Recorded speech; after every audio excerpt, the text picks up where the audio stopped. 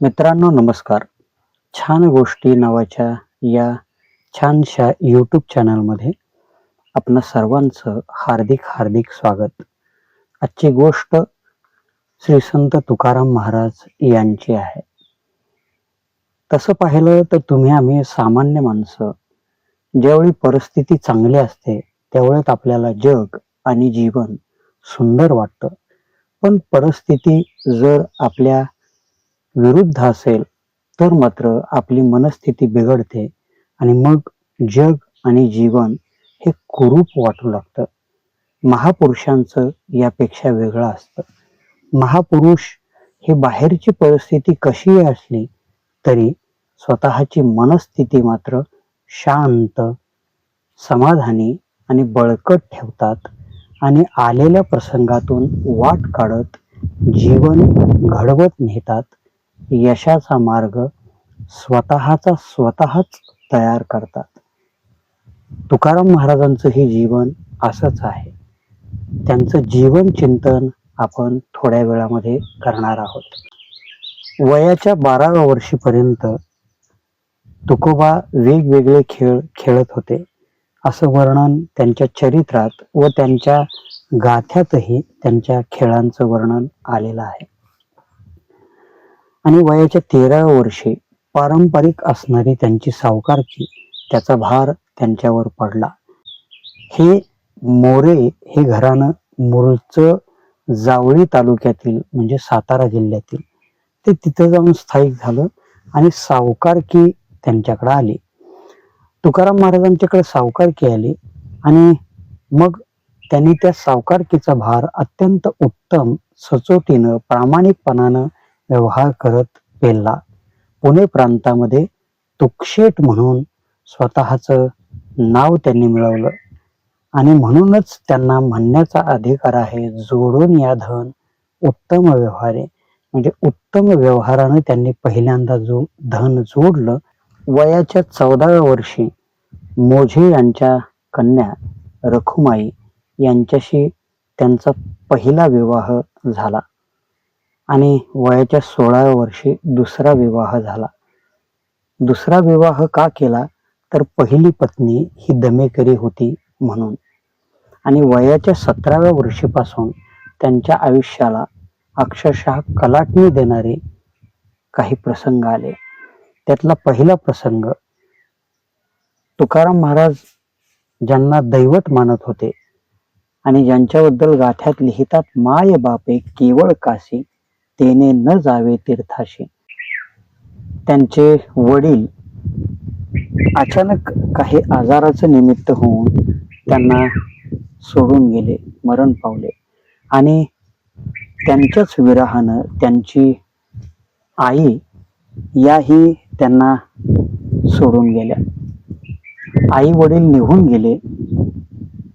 त्यानंतर त्यांचा वडीलधारा आधार म्हणजे त्यांची थोरली भाऊजाई, पण त्याही नेहमी आजारी असत, त्याही त्याच काळात निघून गेल्या. एक 1.5 वर्षात 3 माणसं घरातली मरण पावली. त्यांचे थोरले बंधू हे मुळातच विरक्त होते आणि आता तर पत्नी मरण पावल्यामुळं त्यांनी घर सोडलं. तुकाराम महाराजांचा सगळा वडीलधारा आधार निघून गेला. तुकाराम महाराजांचं जीवन हे निराधार झालं.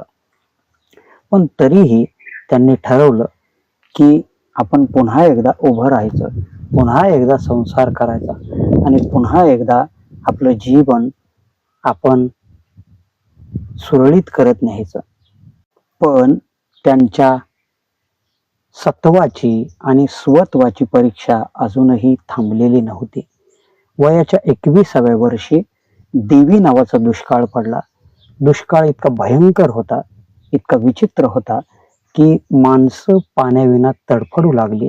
गुरं ही तडफडून मरू लागली.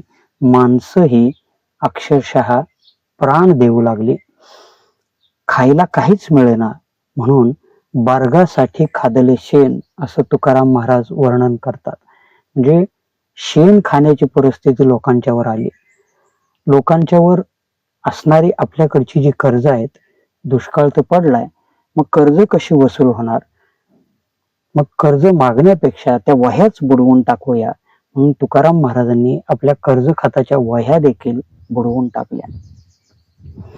आणि हे सगळंच चालू असताना वयाच्या 22व्या वर्षी त्यांची एक पत्नी आणि त्यांचा मुलगा संताजी हे दोघंही त्यांना सोडून गेले.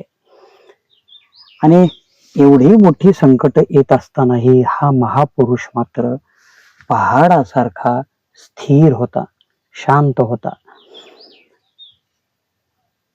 तुकाराम महाराजांनी ज्या देवाच्या कारणामुळे एवढं सगळं होतंय त्याचा शोध घ्यायचा ठरवला आणि एकांतात जाऊन साधना करायला सुरुवात केली. 15 दिवसा माझी घडला साक्षात्कार, देखला विठोबा निरांकार, असं तुकाराम महाराज वर्णन करतात. एवढी संकट 5-7 वर्षामध्ये तुकाराम महाराजांच्यावर आली.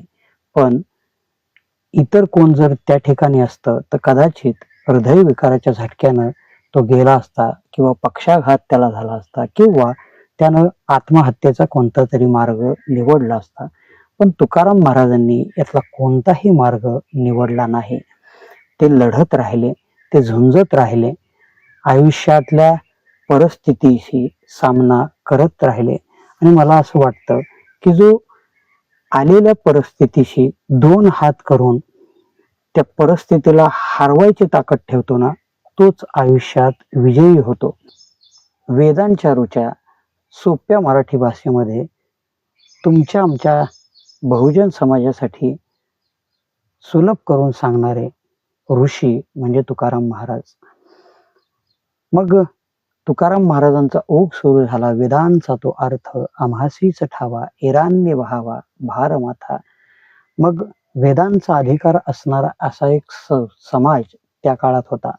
त्या समाजानं तुकाराम महाराजांना त्रास द्यायला सुरुवात केली की तुम्हाला अभंग लिहिण्याचा अधिकार, कवित्व करण्याचा अधिकार दिला कोणी. मग अनेको प्रसंग त्यांच्यावर गुदरले. कोपला पाटील, गावीचे हे लोक, अक्षरशः त्यांना वाळीत टाकण्यात आलं, गावातून हद्दपार करण्यात आलं, त्यांना झोडपून काढण्यात आलं, गाथा बुडवण्यात आला. हे एवढं सगळं होत असतानाही तुकाराम महाराज शेवटच्या क्षणापर्यंत स्थिर राहून या सगळ्या परिस्थितीचा सामना करत राहिले.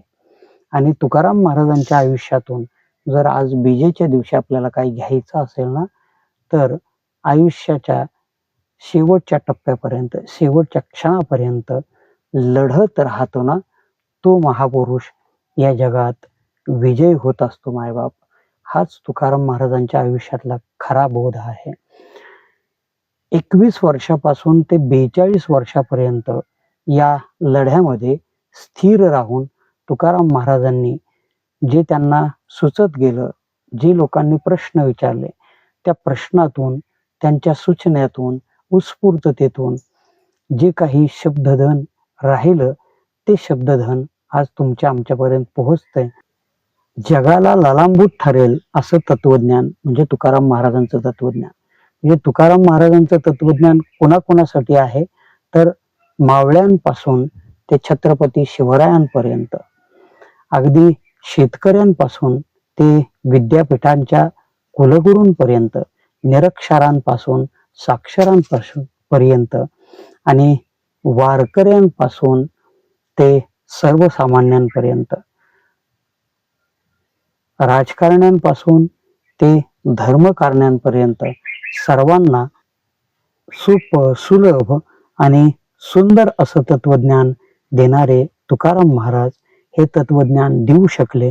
याचं कारण ते आयुष्यात रडत बसले नाहीत, तर त्यांनी आयुष्यात आलेल्या प्रसंगाला लढा दिला. हाच तुकाराम महाराजांच्या आयुष्यातला बोध आहे. रामकृष्ण हरी.